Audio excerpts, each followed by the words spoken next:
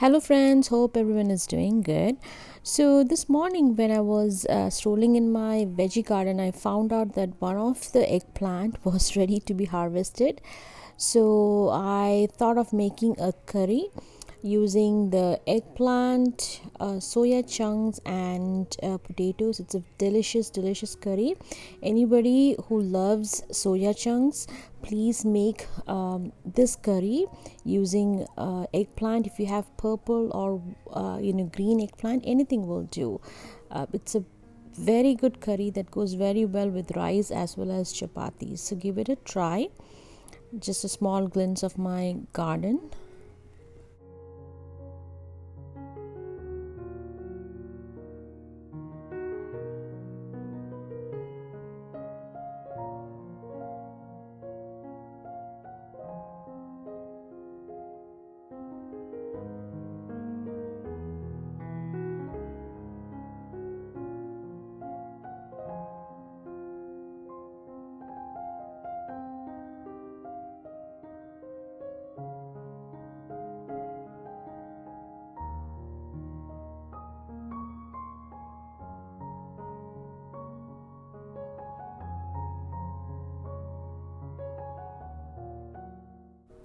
So here I've taken one small onion which I've chopped into small pieces, green chilies, 2 tomatoes and curry leaves.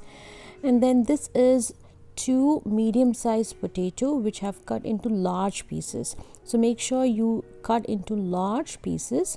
And then that's the eggplant which I've cut, and then put it in some salt water. Then you'll need 4 to 5 garlic which I've crushed, and ginger garlic paste, and soya chunk.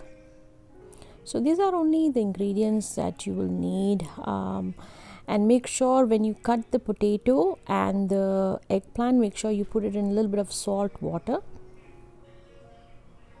To prepare the curry, first you'll have to prepare the soya chunks. For this, in a pan I've added some water. When the water becomes warm, you turn off the stove and then put about 1 cup of soya chunks into it and allow it to soak. So by the time you are ready to put the soya chunks in the curry, this will become very soft and ready to go.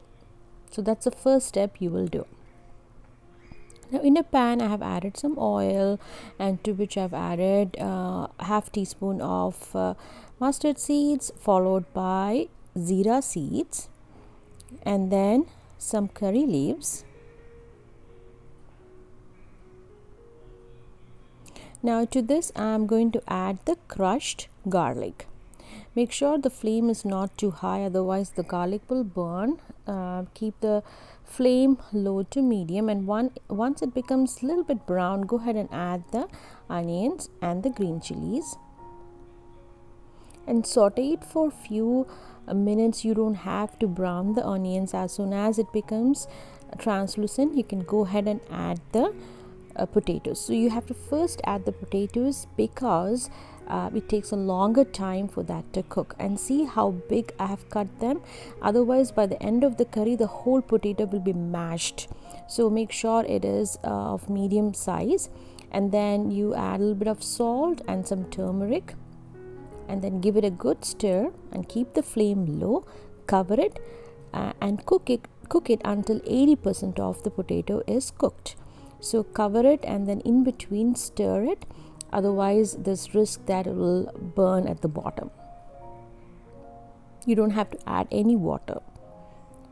And then once it's 80% cooked, go ahead and add about 2 teaspoons of ginger garlic paste.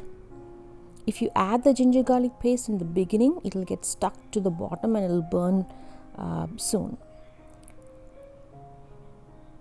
So after that, after 2 or 3 minutes, go ahead and add the eggplant. See the dark color of the water? That's and unless you add the salt and water, the eggplant will become black. So make sure you do that.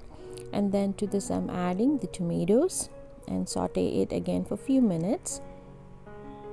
And then add the soya chunks. So this is how you'll do the soya chunks. Go ahead and squeeze it until all the water goes away, and then put it into the curry so that it will suck in all the juices that's released from the curry.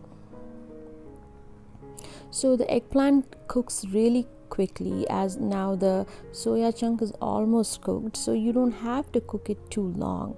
So just keep in low flame about 2 to 3 minutes until all the ingredients get incorporated, and then we'll add the masalas. So to this I'm going to add 1.5 teaspoon of red chili powder. This is Kashmiri chili powder. If you like it a little more hotter, you can add more chili. And then I'm going to add 1 teaspoon of coriander powder and half teaspoon of cumin powder. So this cumin is roasted and powdered. And then mix it well, but careful when you mix so that the potatoes don't get mashed up too much.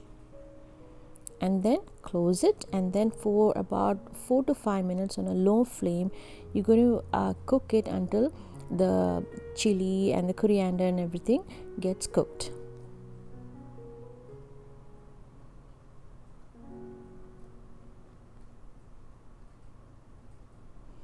And to this I'm going to in the end add about 1 cup of water so that it has a little bit of gravy to it, and the soya chunks can absorb all the masalas into it. And then close it, and again for 4 to 5 minutes on a very small flame you let it cook. And in the end you will add some coriander leaves to add the extra flavor. And that's all. Look at how beautiful this curry is. It goes excellent, especially with chapatis. So hope you like it, hope you're going to try it. Leave your valuable comments and suggestions, and I'll be back with one more such simple and delicious everyday recipes. Thank you. Take care. Bye.